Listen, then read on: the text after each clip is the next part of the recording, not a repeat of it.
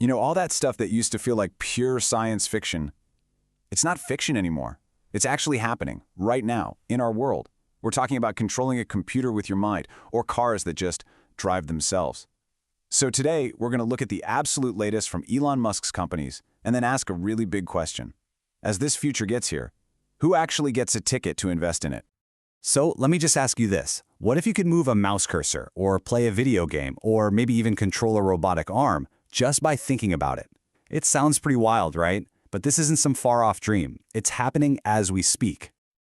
Okay, let's dive right in. First, we're going to start with maybe the most personal technology you can imagine, the literal connection between the human brain and a computer. And then we're hitting the road to talk about some seriously bold claims about self-driving cars.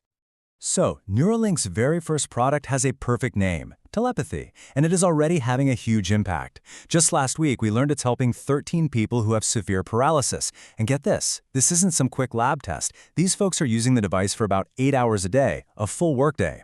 One participant, who's paralyzed from the neck down, played the video game Civilization for 9 hours straight the day after he got his implant. He got back a passion he thought he'd lost forever.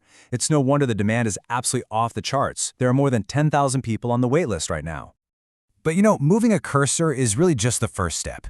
The long-term vision here is, well, it's unbelievably ambitious. They call it a whole brain interface. Just try to imagine a future where this tech could read signals from any part of the brain. It could potentially bypass damaged optic nerves to help people see again, or stimulate the right parts of the brain to treat hearing loss. We're literally talking about fixing fundamental human conditions right at the source. All right, so now let's shift gears. We're going from the human brain to the open road. Elon Musk came out recently and made this incredibly blunt statement about Tesla. He didn't say, oh, it's getting better, or we're close. He said, full self-drive is solved. That is a massive, massive declaration. And to prove he wasn't kidding, he dropped a timeline that is, honestly, it's shocking. He said he expects Tesla to be running fully unsupervised robotaxis in Austin, and that means no safety driver, nobody behind the wheel, within just 3 weeks. Now, for anyone who follows Elon, hearing a very specific 3 weeks instead of his usual 2 weeks joke for soon, well, it makes this feel very real and very, very close. So what's behind all this confidence? Well, here's the core claim. The AI is on a path to be up to 10 times safer than you or me driving a car. And this is where it stops being about convenience. Think about it. Over 1 million people die in car crashes around the world every single year. A technology that could slash that number by 90%? That's one of the biggest leaps in public health you could possibly imagine. So, with all this mind-bending tech becoming reality, the conversation, of course, turns to the money side of things. And that brings us to the next potential giant waiting in the wings, SpaceX. Yeah, the word on the street is that SpaceX is looking at an IPO. That's an initial public offering, when a private company finally sells shares to the public. And this wouldn't be just any IPO. It could be one of the biggest in history, possibly raising over $30 billion. I mean, an opportunity to own a piece of the company that's literally taking us to the stars. But that brings up a really fundamental question, doesn't it? When these amazing, future-shaping companies finally go public, who really gets to be first in line? Who gets to buy in at the very beginning? The answer, well, it's a lot more complicated than you might think.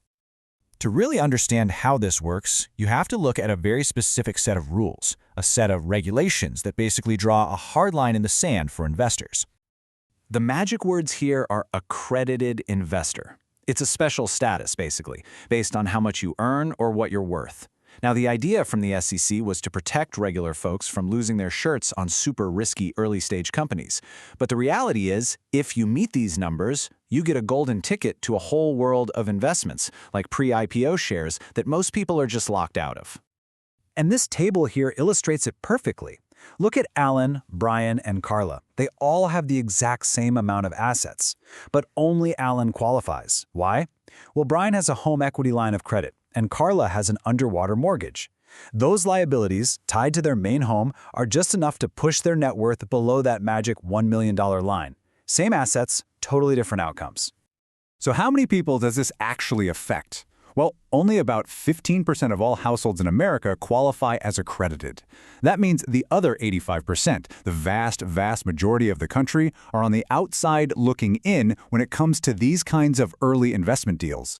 And even when a company does go public, it's not like the doors just swing wide open for everyone. Traditionally, the big players, we're talking giant funds and banks, they get around 90% of all the shares in an IPO. That leaves just a tiny 10% slice of the pie for everyone else. But that old way of doing things is starting to get a serious challenge from a new force in the market: everyday people, what we call retail investors.